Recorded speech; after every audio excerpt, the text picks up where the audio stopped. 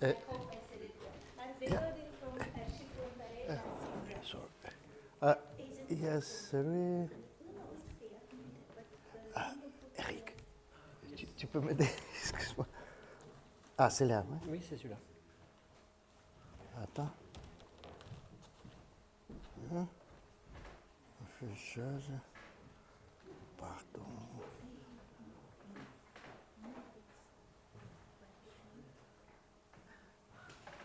Yeah. Yeah, good afternoon. First of all, I would like to thank Jani for having me here and for organizing.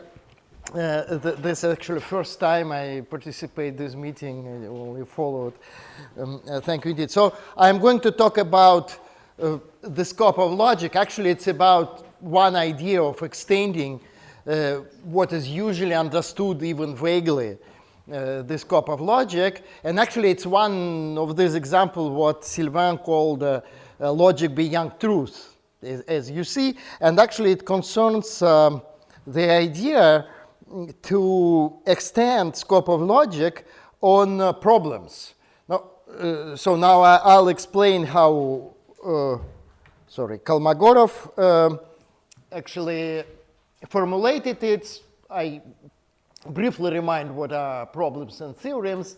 Then I'll talk about Galois connection. I'm not going to technical stuff, but it's recent work by Sergei Melikov who tried to accomplish Kolmogorov's project. And then I'll talk a little bit about work in homotopy type theory, which was independent, say, was not really explicitly related to Kolmogorov's work, but it makes some very interesting connections. Yeah, and probably before I go to this mathematical stuff, I would like also to mention that actually that problem is not only mathematical, right? And this idea to include problems, generally speaking, right? You may formulate it in terms of knowledge. If we consider, say, logic somehow conventionally conceived as a, say, foundation, say, for knowledge representation, right? Then we'll talk about knowledge that, right? Propositional knowledge mostly. And if we extend it that way, including problems, we are talking rather about knowing how, knowledge how, which is of course important in any domain, by the way, in logic, because if we can talk about logical knowledge or something, basically it's knowledge how to reason. But of course there are a lot of different kinds of knowledge how. Okay, I very briefly remind about theorem, just referring to very standard source to Euclid, but I don't have time to develop that argument, but I believe that, say, in today's mathematics, as distinguished from foundations of mathematics, right? We are what people call often mathematical practice. Problems are not less important than, say, in Euclid time. Even if I do believe that we still have problems to somehow recognize problems as a kind of, theoretical construction and logically analyze them. Right. So just example, actually Euclid elements, it begins with the problem and ends in the problem, right? Theorems are in between. There is a long commentary of Proclus, how they distinguish. I'm not going to go into detail, but just example, right? Showing with examples that this is first so-called proposition. Even the name of proposition is absent in Euclid. It's already commentators call these things propositions. It tells, it's the second actually problem, if I start with the problem, to construct equilateral triangle on a given finest right line. Probably many of you know how it's done with a straight edge and compass, but I would like to stress that it's not a proposition, right, in normal sense. It's not true or false. It's not evaluated. It's a operation, if you like, and the task is to somehow to realize it via a kind of primitive operation. I explained it in the moment, and theorem is a theorem, right? For isosceles triangles, the angles of the base are equal to one another. Actually, this is a first theorem, right? The preceding four propositions, so-called, they are all problems. And a formal way to distinguish them is this ending, which I also quoted here. Of course, in between there is a lot of things, and I'm not going to explain how it works. It's also interesting that problems and theorems, even they're kind of logically different things, but they share basically the same structure explained by Proclus, but I don't have time to talk about that. Yeah, but formally we may say in case of theorems, the ending, its very thing was required to show dichotomy. And here is this is the thing required to do in case of a problem. So it's not at all the same thing. And just one more slide on that. Correspondingly, we have in Euclid two sorts of first principles, say, so-called postulates and axioms. And again, this is a big topic about kind of interpretation. Now I just say boldly what I believe is correct, that both postulates and axioms are actually rules. They are not like axioms in a sense of Hilbert or any contemporary thing. They are both rules, but are different rules, because the postulates apply for geometrical objects, right? For example, this is first postulate, given 2 points, produce a straight line between them. This is like an operation, right? Again, there is no truth value. It's not kind of first truth. It's not. And for axioms, it's actually kind of a syllogism. Many people made this analogy between this first axiom and Aristotle's syllogism. It's in wording, it says the equal to the same are equal to each other.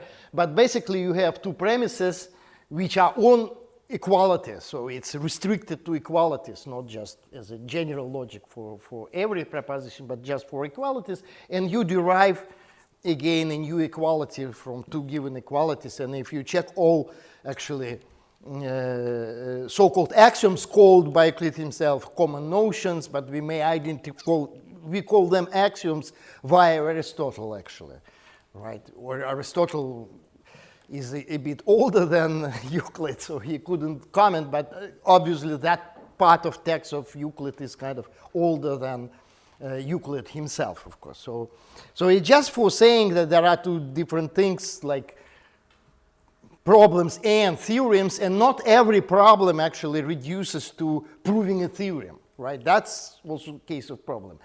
But, okay, and also remark that, interestingly, these two different principles and postulates and axioms, it does split the whole theory into two parts. One may imagine we have problems based on postulates and theorems based on axioms, but that's not the case. They are intertwined.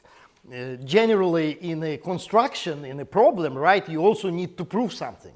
It's what today we would call verification. After constructing this regular triangle, Euclid gives a proofs that what we actually constructed is indeed a regular triangle, and that's a matter of axioms.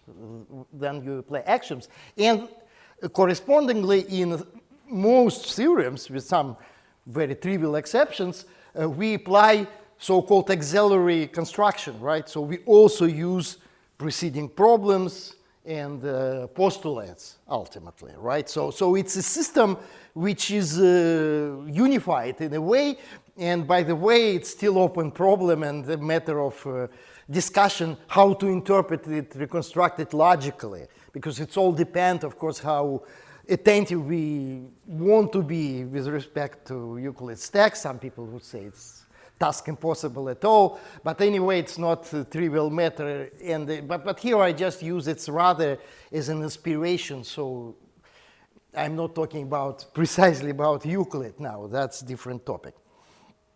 Okay, and now I just come. That's his photo from 31 with his friend and long life partner Pavel Alexandrov. So they travel in Germany somewhere during their trip, very happy, and that's very cool photo. They also have more or less of the same period. Yeah, and now the source, what I'm going to say, it's actually second logical paper. He published two logical papers in his life, first in 1925, and that was in Russian.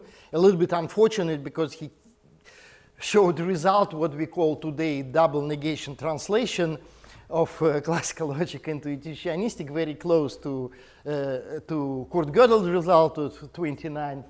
Yeah, so but that was unknown because it was in Russian, but that was published, you see, in a very important German journal, and in German in 32, and it's called on the meaning of intuitionistic logic. On usual translation is on interpretation of intuitionistic logic, but it's a little bit confusing. The title are trying to explain, because if you now read about this, right, for example, in Stanford Encyclopedia article about intuitionistic logic and in its interpretation, then it's all somehow centered about this notion of Brouwer, Heiting, Kolmogorov interpretation, where they show, look, there are some nuances between, no, Brouwer didn't want to interpret logic at all, somehow mentioned for historical reasons, but Heiting probably wanted, and actually it's kind of close to Kolmogorov. Kolmogorov talked about problems, Heiting about expectations on Erwartung, or another word, intention, kind of phenomenological term he used. But after all, it's all very close. But there is still a very important difference between the approach of Heiting and Kolmogorov that, by the way, Heiting fully recognized early in his career, in his book of 1934, which was soon translated to Russian and, by the way, never translated to English. The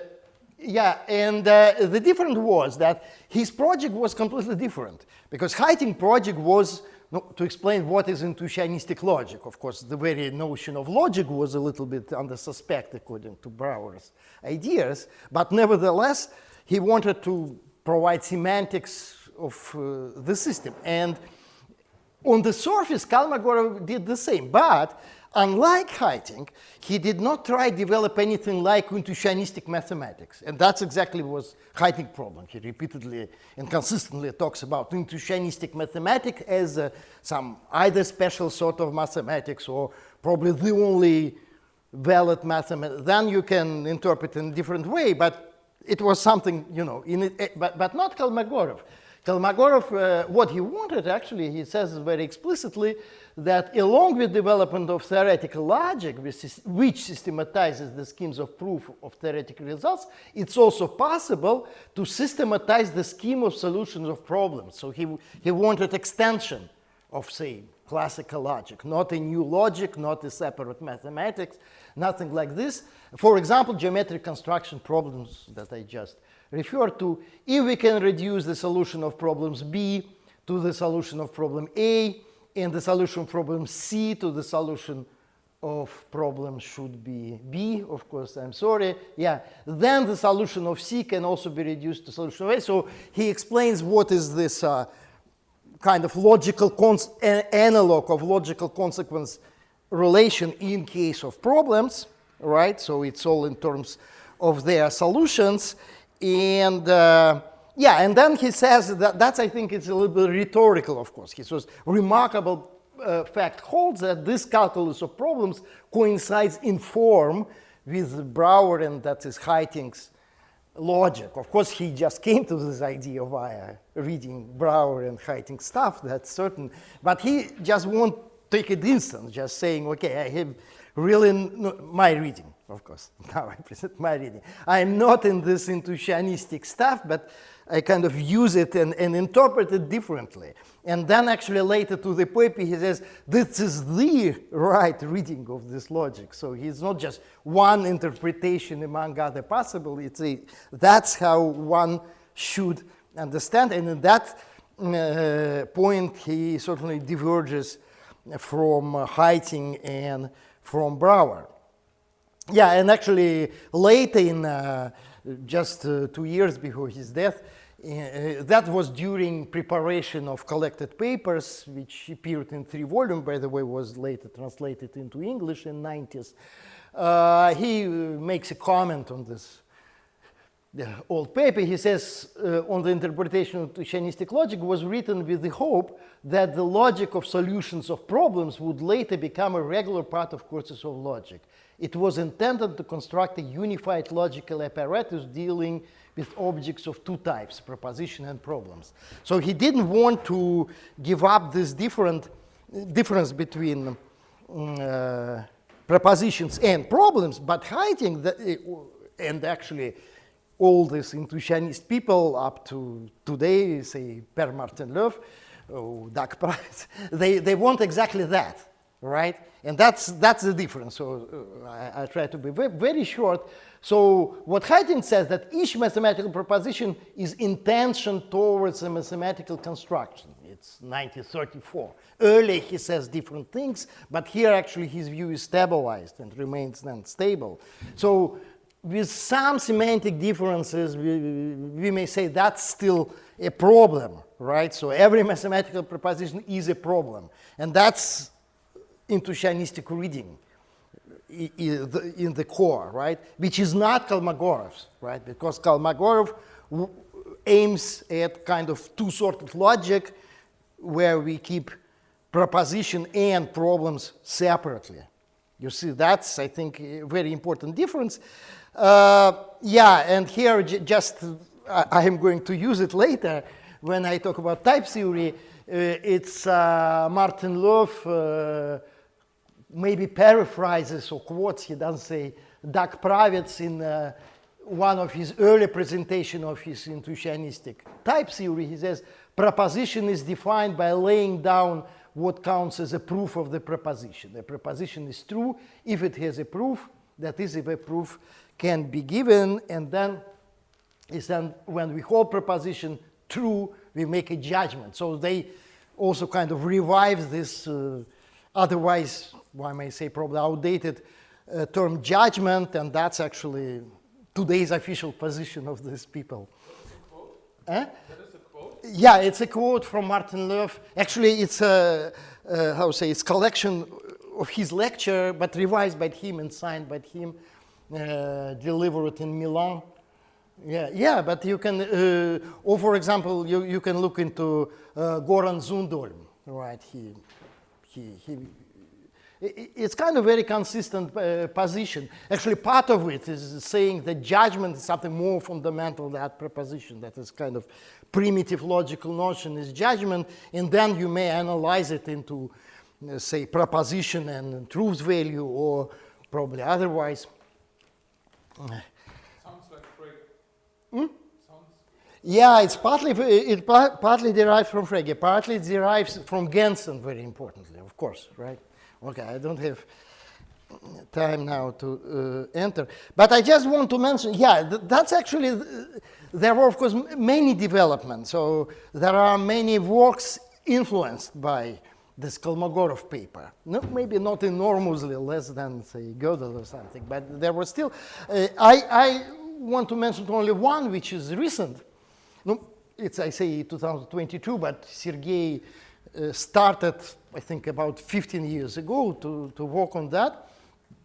And he really wanted to accomplish that project, to give this two-sorted logic. And I just very briefly review his work. It's very, very interesting. It's on all archive. I just give you the... So what he does, he introduces two operators. Yeah, first he kind of accepts. So part of his system is just standard classical first-order logic for propositions and intuitionistic first-order logic for problems. But then he has the two operators, exclamation, red. So you apply it to proposition, and that constitutes a problem to prove this proposition. That makes a problem. And then he has a dual operator, question mark, which you apply to problem, and that brings you proposition. That problem is solvable, has a solution. Okay, and then you kind of argue. You can't really check that it is monotonic with respect to implication.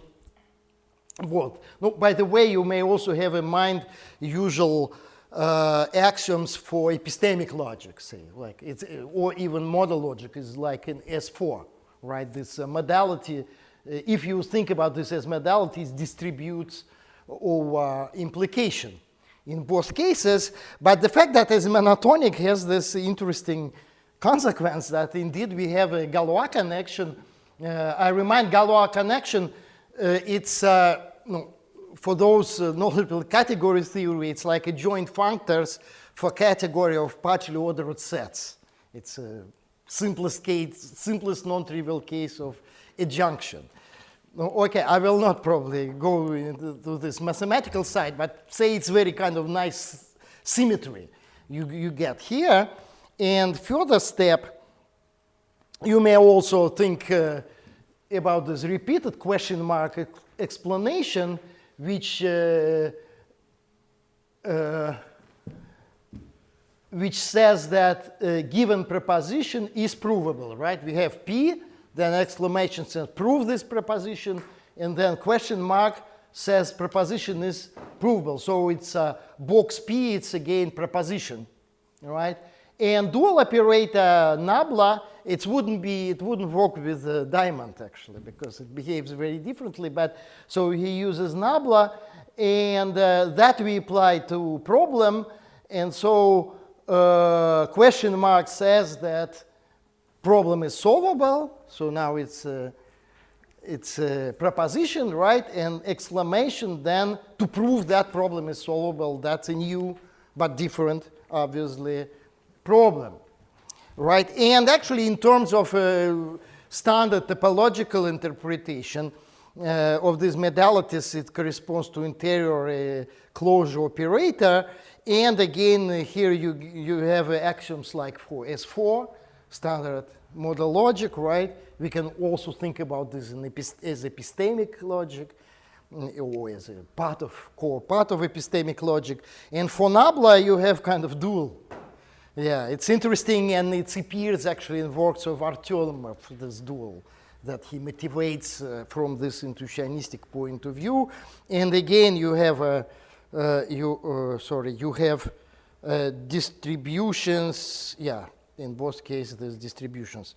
Right. So I only mentioned that. Of course, Sergei, he didn't mean to say that that's exactly what Andrei Nikolaevich Kolmogorov had in mind. That would be, but say that's possible and actually reasonable development of his ideas, right? Even in Kolmogorov himself, we never find this question mark operator, right? We actually do find this exclamation mark operator because he considers a specific kind of problems. A problem was the form prove this proposition that he has. And actually, Heiting also had that. But introducing this dual, that, of course, was a new move.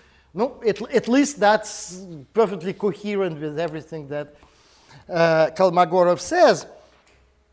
And, okay, but now I just, the rest of the time, I want to use to point to another connection, which is, in a sense, less expected, or at least it was not intended, even if historically it comes from work of Per Martin Löf, who actually spent the time with Kolmogorov, so it was still, historically speaking, somehow the same melting pot of ideas. And he developed in the 80s his today very famous system of type theory known after his name. And he himself called this type theory intuitionistic. So that was another attempt to, to formalize intuitionistic reasoning, not on the basis of, say, propositional logic or first-order logic, as this Heiting logic, but via type theory, right? And then due to the fact that he invented this dependent types, right, he also could find a counterpart for quantifiers. So it works as a first order and actually higher order system in that sense. Even if precise relation between this system and, say, standard system, it's still no, at least for me, remains something unclear. So it's rather difficult to see things precisely. Even like by hand waving, you can say a lot.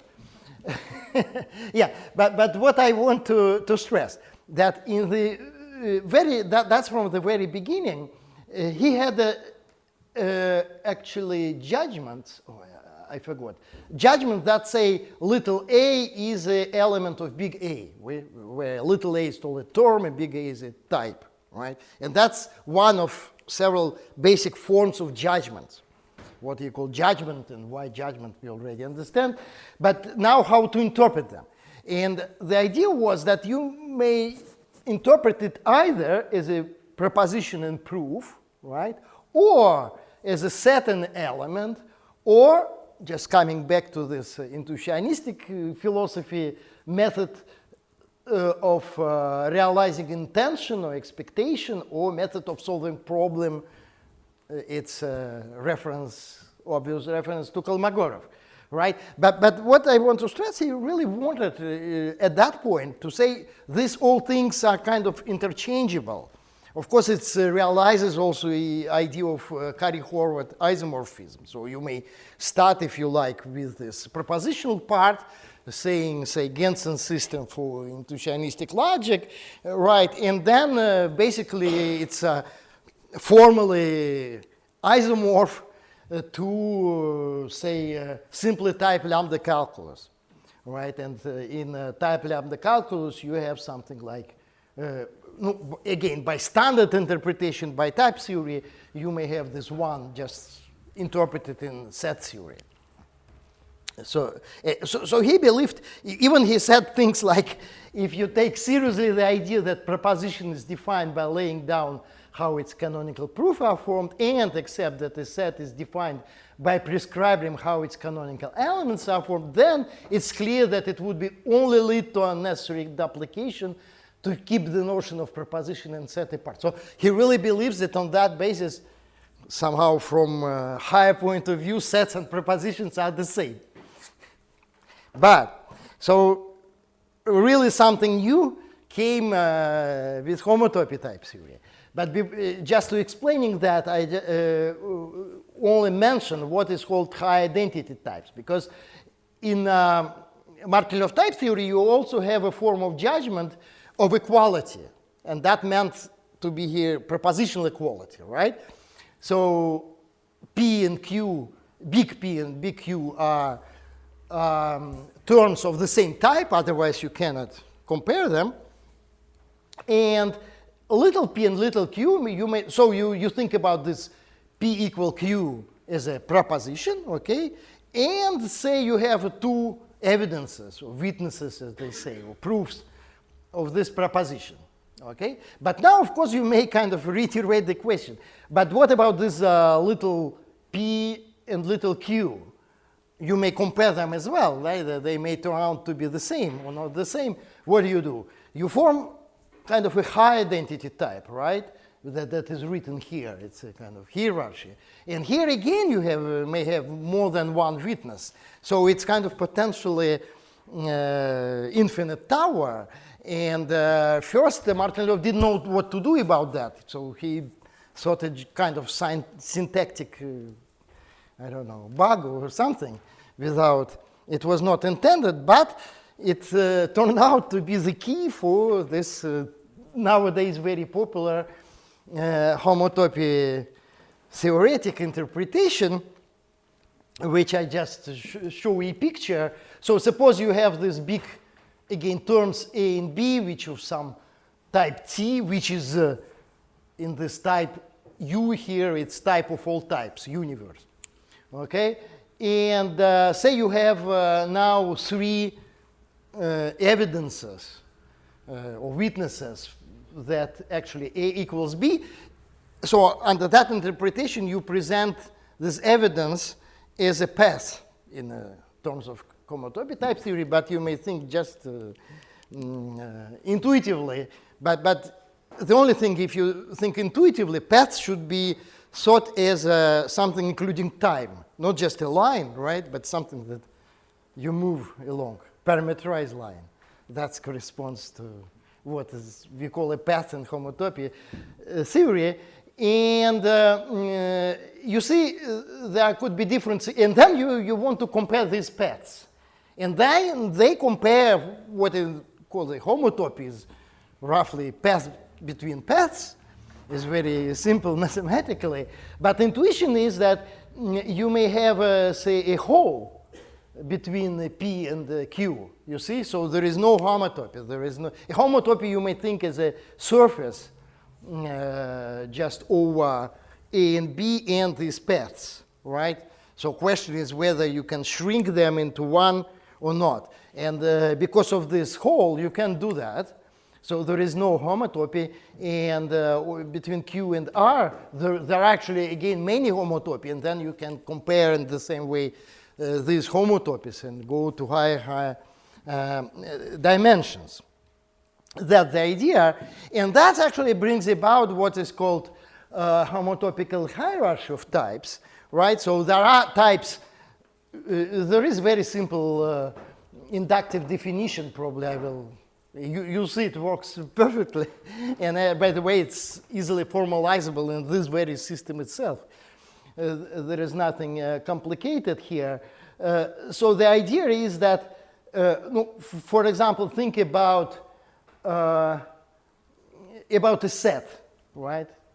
About a set. So we can see the elements, so those elements who are connected by paths, we can see them as the same element, okay? And if we are talking about set, that means that we only look if there is a path or there is no path, but we don't consider paths separately, right? We are not talking about this path or that. So we are only interested in the question, paths are homotopical or not homotopical, without looking individually on those homotopy.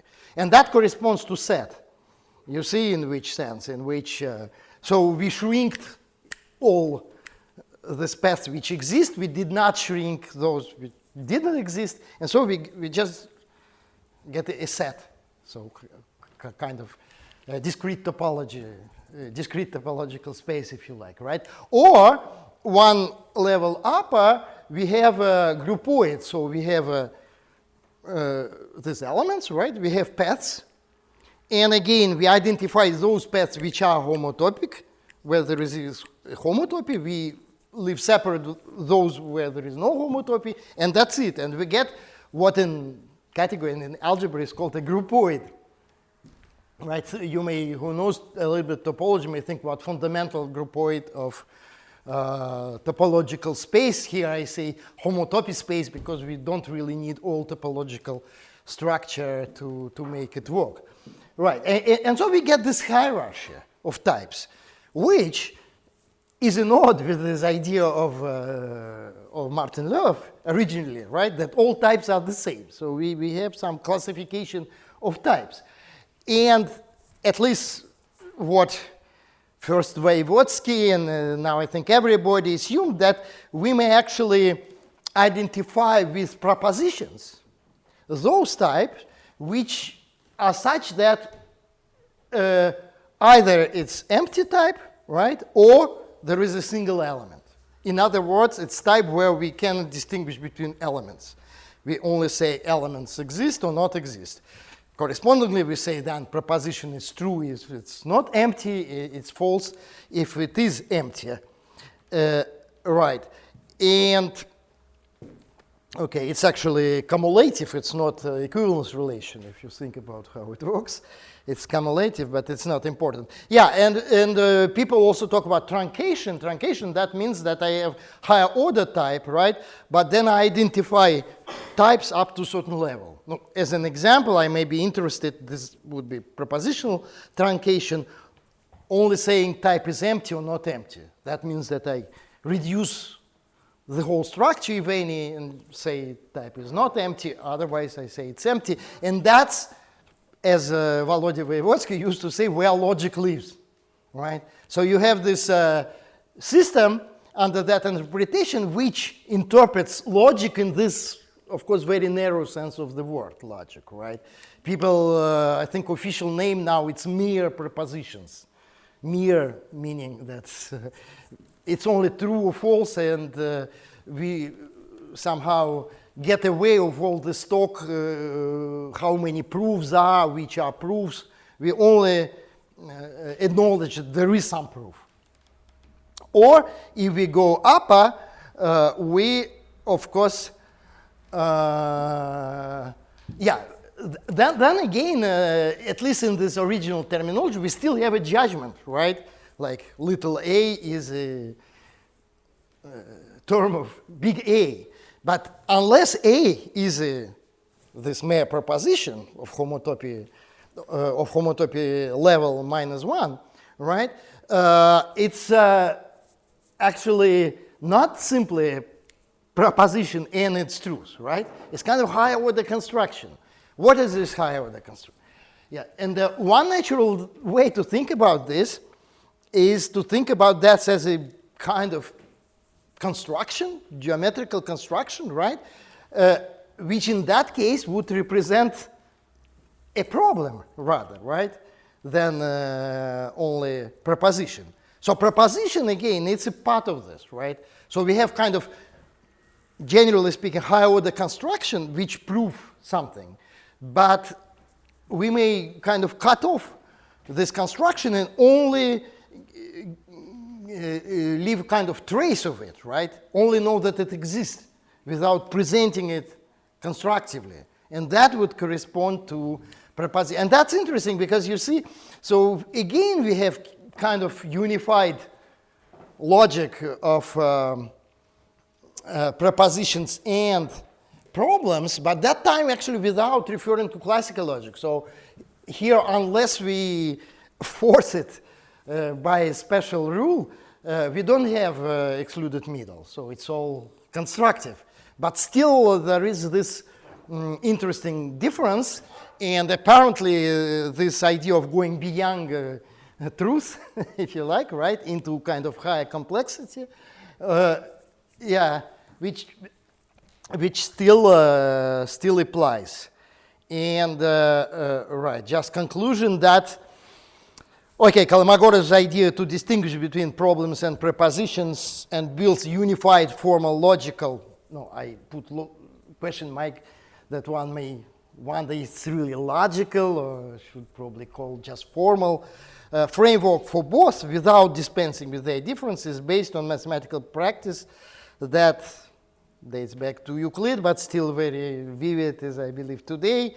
The idea is realized kind of straightforward way by Sergei Melikov and also receives unexpected support, as I just explained, via the homotopical interpretation, Martin Löw's constructive type theory, known as homotopy type theory. But how the two things are related, it's an open question. Sergei doesn't know either. So it's, thank you.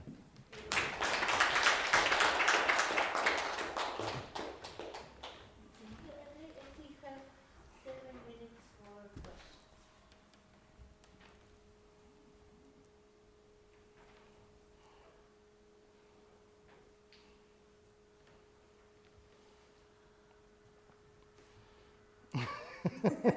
Yeah. No. Yeah. Stimulating the personality, it needs more. Yeah. No, probably if we have just a minute, I won't. Again, okay, that's kind of mathematical stuff, but I think it's really of general interest, say, exactly because it allows to accommodate all this, say, constructive part, but constructive not just in the sense of avoiding, say, excluded middle, but constructive in the sense of formalizing procedures which are not necessarily, say, logical in a narrow sense.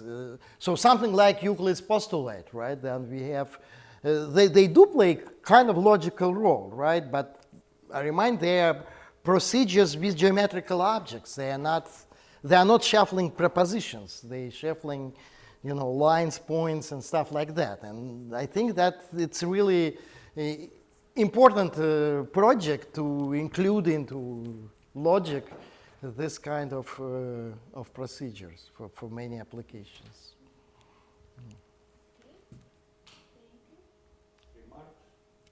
Mm-hmm.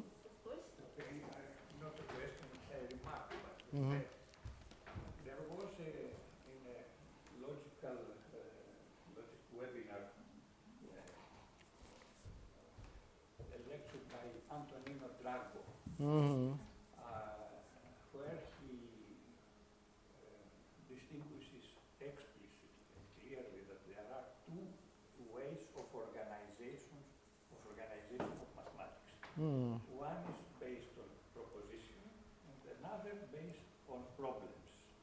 Yeah. And this second trend, so to say, goes back to Beth. Beth in his book, Foundations of Mathematics, he writes about that clearly. But Drag also told me when we met in Louvain, I think, that this distinction goes back to Lagrange. Interesting. No, I know it goes back to Euclid, that's for sure. But Lagrange, yeah. No, at least I try to look, say, into Hilbert. And there are interesting remarks in the introduction to two-volume Grundlagen der Mathematik of 1934. It's actually contemporary to Heiting book. And then actually Hilbert, first of all, he is absolutely acknowledged that what he sells as axiomatic method is, he calls it existential there, right? It's rather specific. He also refers to Euclid and says, okay, Euclid is different. And in that point, unless his early stuff, right, he's not really trying to say, okay, let's forget that's what he calls genetic method, right? That's actually expression he introduced in 1900 when he first introduced axioms for arithmetic, Hilbert, right? But then he rather proposes let's combine them somehow. And that looks like a possibility to combine them, right? So you have the system of rules. No, it could be Martin-Löw, so now people experimentate with different set of rules. But the idea is that you have logic as a part of it, right?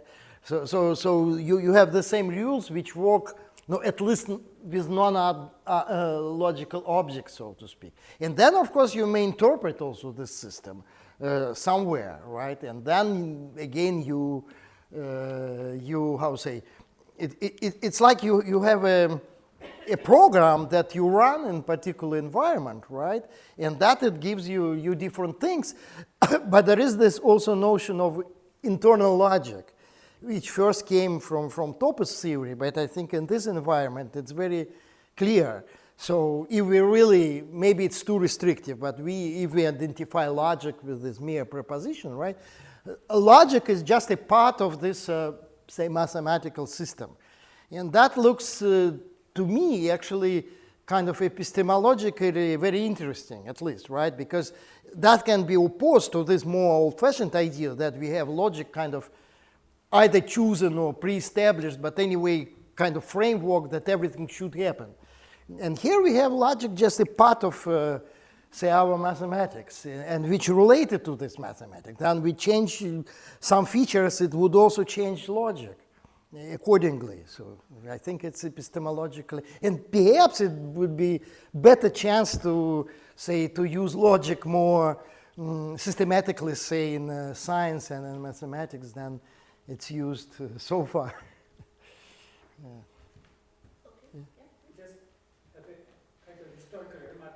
In modern formal semantics, there is a tendency to tell that meaning is precisely the derivation kind of proof. If you can derive up to the end with association of lexical items, you have kind of proof. But I just learned that it's rarely associated with the Kolmogorov name. I think that it was either Kolmogorov name. Well, I know that more from Martin-Löw, because he really developed this idea. But even that they say about Pfefferman, Martin-Löw said that meaning is like a compiler, right? You have a code, but then you should compile your code, which kind of develops your procedures, and that's what we should call. And theoretically, that comes back to, I don't know, Wittgenstein idea of meaning as use, this kind of pragmatic theory of meaning. Yeah. But that's also interesting what really, because in the beginning, at least logic people, they tended to consider this homotopy part as a semantics, right? We have, syntax, and that's particular semantics. But I think a better idea, it's not only my own, it's actually consider that in a sense as a part of syntax. But then, of course, syntax, we should not understand that just in terms of symbols, set of symbols, right? It's kind of geometry of our syntax. And this is because, of course, we can ask question about model theory, about homotopy type theory, because by itself it's not model in an interesting sense of the word, right? It's kind of explanation of this syntax in geometrical terms, which is very helpful, but we don't have like a really pure syntax. If we take pure homotopy theories somehow in this, say, set theoretically conceived, it doesn't work very well. It's more interesting how, say, this system interprets in, say, some other categories, and there are a lot of works like this. And that may be, again, understood as kind of a, how say, set of receipts, kind of experiment, right? You are having theory in that language, and you have this geometrical vision of what it gives, right? But then you apply it somewhere, and then it may, you know, work or not work. But I think this is context in which we may talk about models, and by itself, this homotopy interpretation is not a model. So maybe just, I have no idea if it's not a stupid remark, but Voevodsky has this distinction between heuristic and heuristic theories. And heuristic was like Heuristic? heuristic and heuristic. So heuristic would be this, you know, like truth, if it's true or false, the theory, and heuristic doesn't have, you know, you look for application, like for example, I know this was like diachronic logic, it was not a logic, it was just a description of something, if you can apply it or not, or some kind of, you know, grammars. I don't know if this heuristic distinction could... It's interesting. I think it's certainly not heuristic in the sense that, at least if we go back to Martin Löw, right? Then he made the system a system of rules. There is no axiom for right? So it's kind of Gensen-style system with no axiom. So it's not the idea that we have kind of primitive truths. It's rather idea that we have this, how say, apparatus that we may apply here and there. Yeah. But on the other hand, heuristic implies making new discoveries and stuff like that. Yeah. So it's, I would rather for heuristic. Okay. So now we have 15 Yes, thank you. Maybe one more remark. There is another distinction which is relevant to these distinct propositions and problems. Gauss talk about two styles of mathematicians. Gauss. Gauss. The theory developer Yeah. and the problem solver. Right. And he suggests that an example of a theory developer is Grothendieck. Yeah. Problem solver is Erdos. Yeah. No, I think Volodya Voevodsky was both. Or is it a matter of logic? This No, look, actually, Volodya Voevodsky did in his mathematical life, so short, unfortunately, biologically, but two very different things, right? For first, he won the Fields Medal, and that was problem solving because he solved long-standing conjectures of algebraic geometry. And that's, it's completely different, which was related. You know, his motivation was to make a real system for computer proof verification, because it was a story he himself didn't see his own mistake. He discovered it after like 15 years or something, and he was sure that nobody else ever would do this, which is probably true. So he said, we really need something to make this computer checking more reliable. So that's all was motivated by the idea computer. That's interesting also topic, but for different talk, of course, because in today industry of computer verification, there are many competing approaches, say. We can't say that this univalent foundation is somehow, and that's really interesting to compare them and look. I'm rather for well foundation, but it requires a little bit more mathematical, how to say, openness and thinking. Yeah, so it's not just technical. It's there are some really new ideas here. Yeah, yeah. So here it's second part. It's kind of theory building. You see, it's foundations. So it's very different. It's not like solving problems. So he did, as I say, just different works. So, thank you. Yeah, thank you.